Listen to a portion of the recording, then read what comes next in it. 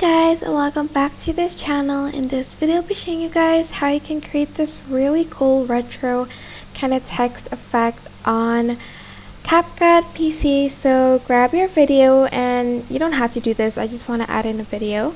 So go to text and add in your default text, and I'm just going to type in weekly for mine, and I'm going to go to font. And I'm going to choose this one, which is in it's in CapCut, so you don't have to download this, by the way.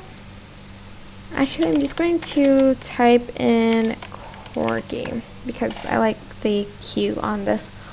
Go to effects and choose one that you like.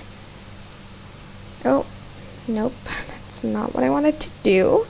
Oh, I think you do it here. Go to effects up here, not there, sorry. And select like something like this or like that. It is totally up to you which one you want to use, but to make it super retro, I like to use the one up top. Or this one works. I also like this one a lot.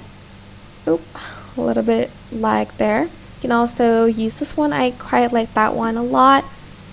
And I'm just going to her down a little bit, and then I'm going to go to effects, and you can add in these effects to make it even more like retro. Maybe this one, probably not that one.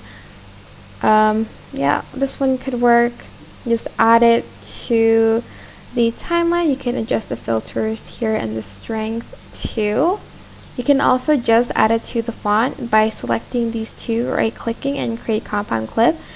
But it won't show on the video if you do that. You can add in any effects you want really for this. It is totally up to you. But that is it for this video. I hope it was helpful for you guys. Don't forget to like, comment, share, and also subscribe to this channel if you haven't done that already.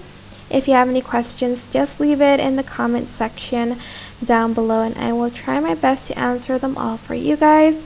If you found this video helpful, please click the thanks button above the description box down below. Thank you so much for watching. Bye!